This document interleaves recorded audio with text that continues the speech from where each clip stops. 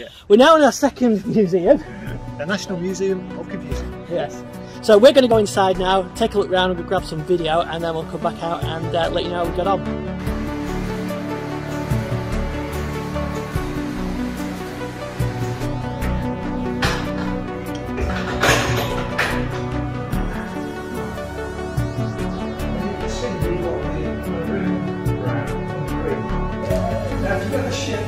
On that ship, the station is a direction finder.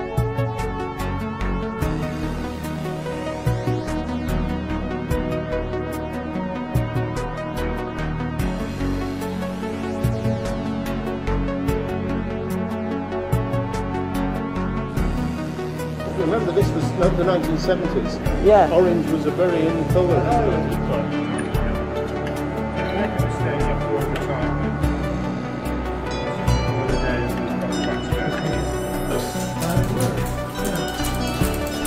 Oh, it came about because So it's not binary memory, it's decimal memory.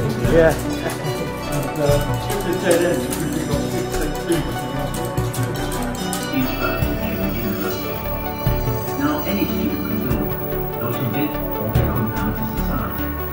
The sorts of things we like to in society were building computers, but this is the first machine that I built, which is a very simple device where basically you could.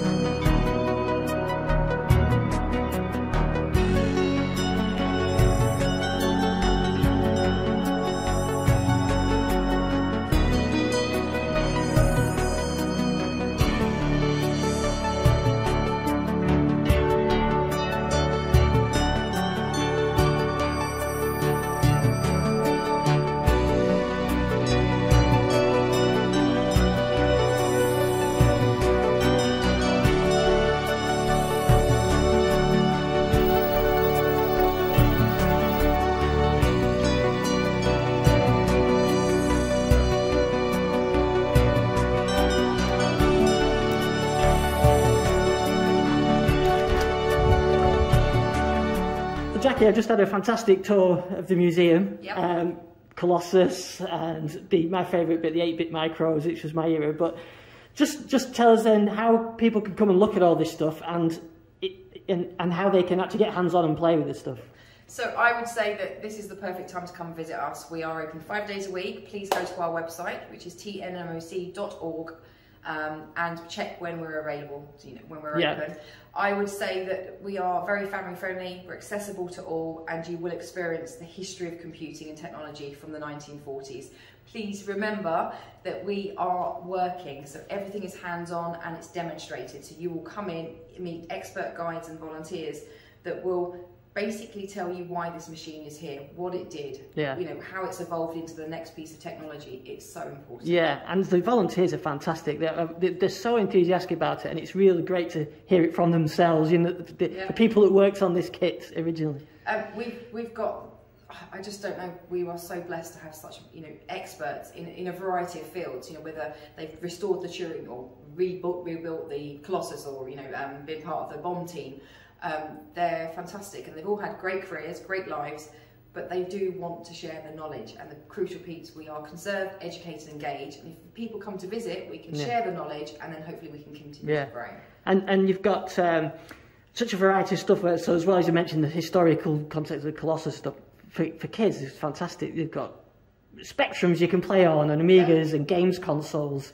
And you've got school rooms, but you've also got some new stuff, haven't you, like the VR stuff and things like that? Yeah, we have. So we're very blessed that sponsors and companies support us, and we have some Sphero bolts. So Sphero have supported us a lot recently. We do microbits, we've got Oculus Rift, Chill Blast have given us a fantastic gaming PC.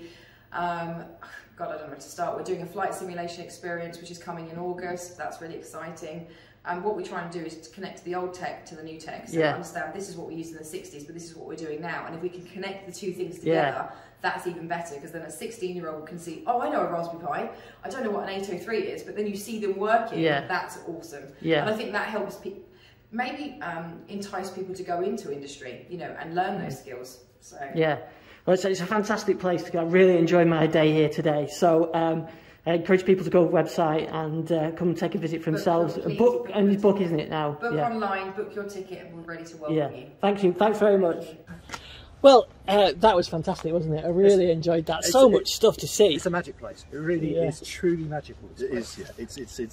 It's more the fact that everything is, all this stuff that's perhaps 60, 70 years old is all functioning, and there's people there who are only too happy to talk about it. Yeah, that's what comes across to the guys that were showing some of the stuff, like the Colossus and the 1950s computers. These guys are really passionate. You've got the Elliott 803 in there. You've got ICL machines in there. I had a lucky game of Colossal Caves. Yeah. With We have to tear you away from that. Tutor for that. Exactly. Yes. Yeah. I had a person who actually told me what to do because I was doing it wrong. and then of course it goes right the way into what our era of 8-bit 80s computers, and right the way up to VR. And it's a complete range of stuff. I think the thing about this place is you don't have to be a techie like us to actually enjoy it. The Yeah. stories are so good and so engaging. I mean, the wartime stories around Colossus and Enigma and all that, they're just so engaging, and it's an amazing place to come and visit. And it's just amazing to see them working. That's what I can't get over. Is seeing things like the bomb actually functioning and doing stuff. And then of course, and I don't know about you, but I thought I knew the story and I hadn't fully understood how it worked. It was like, oh, now it makes sense. Yeah, and it certainly, I sort of envisaged them just turning the machine on and it's spitting out the encryption code, and that was it. But it's way more complicated than that. And I think people really need to realise just how important that machine was. Yeah. I mean, the fact that there's probably a lot of our listeners and viewers who are alive because of that machine. Yeah. Because their parents and the grandparents were alive because of that machine. So that's such an important machine, and the story is just brilliant. And it's like maintenance. I mean, how they get the parts of these things and how they get it. Well, I believe if you go on the website, they do have a list of valves that they need. If you happen to go and often find some old valves, they would welcome them. Yeah, and it's nice how they've got it sort of organised as well. The sort of chronologically brought through in time. It is brilliant. It's I say, a magic place, and it's so well worth a visit. Yeah. And then it's kind of it's not just things like the Lorenz and the Colossus and the bomb. It's also, you've got the micros that we're familiar with, your Spectrums, your Commodores, your PCs, all the stuff is there as well. And as you say, right up to VR with things like Quest and Oculus Go's and even Rift, I believe. Yeah, and they've got schoolrooms set up. They've got a modern classroom and an 80s classroom as well. We like an 80s classroom. We should do that. Yeah, so it's a fantastic place to visit. As Jacqui, we interviewed, said, all you got to do is book, isn't it? And you can come and visit this place. It's fantastic. It's brilliant. And we're going to have Jacqui on the show in a few weeks' time. If you've got any questions? And we've been here all morning. Well, we're now past morning now. We've been here a long while. We've been here about 3 hours now. And I could easily have spent another 3 hours. Yeah, we could do another lap round at the another 3 hours. Very easily.